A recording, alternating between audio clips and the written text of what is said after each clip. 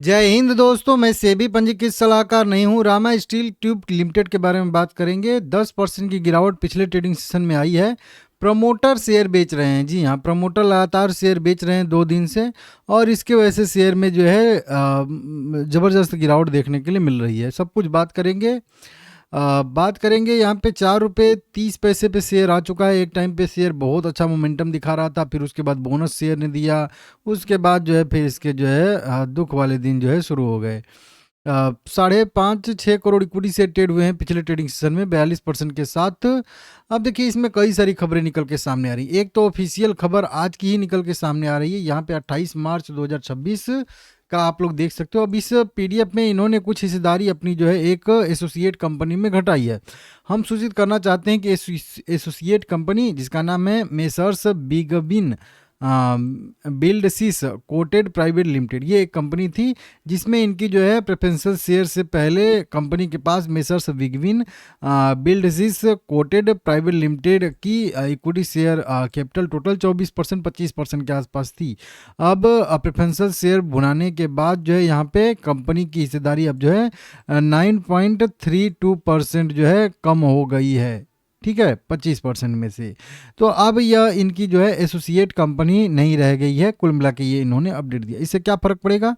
कुछ खास फर्क नहीं पड़ेगा। अब ये इनकी एसोसिएट कंपनी नहीं रहेगी, क्योंकि 24% में से 9% इक्विटी शेयर इनका जो है वो कम हो गया है। ठीक है ना।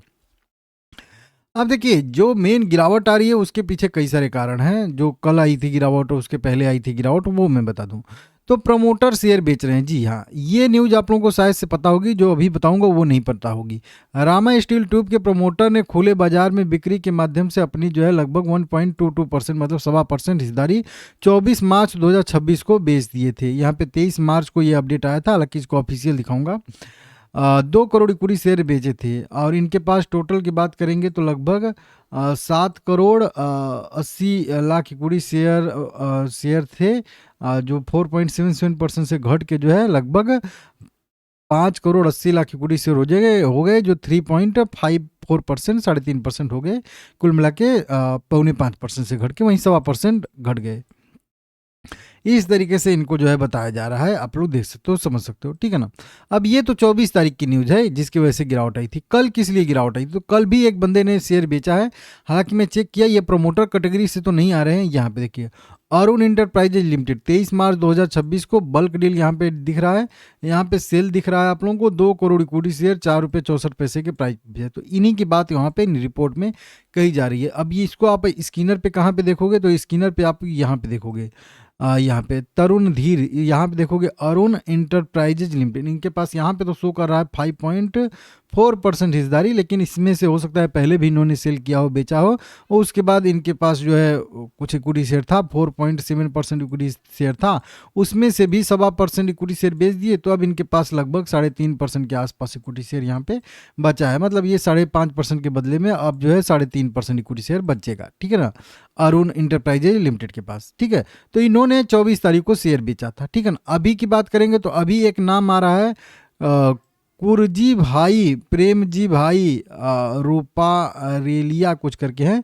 इन्होंने सेल किया है 1 करोड़ इक्विटी से। और ये कब सेल किया है? 27 मार्च 2026, मतलब जब ये 10% की गिरावट हुई है उस दिन की बात है कि 27 मार्च को इन्होंने भी 1 करोड़ इक्विटी शेयर बेचा है 4 रुपये 32 पैसे के प्राइस पे। और इसको मैं यहाँ पे जाके देखा हूँ बल्क डील, ब्लॉक डील के डाटा में, तो बहुत सारी यहाँ पे 50 लाख रुपए के, 40 लाख रुपए के, 43 लाख रुपए के, 37 लाख रुपए के शेयर 27 तारीख को कई बार जो है खरीदे बेचे गए हैं, जो कि आप लोग यहाँ पे वेरीफाई भी कर सकते हो। यहाँ पे डेट और टाइम लिखता है, यहाँ पे टाइम के साथ लिखता है। देखिए, 1.25 करोड़ रुपए के शेयर बेचे गए।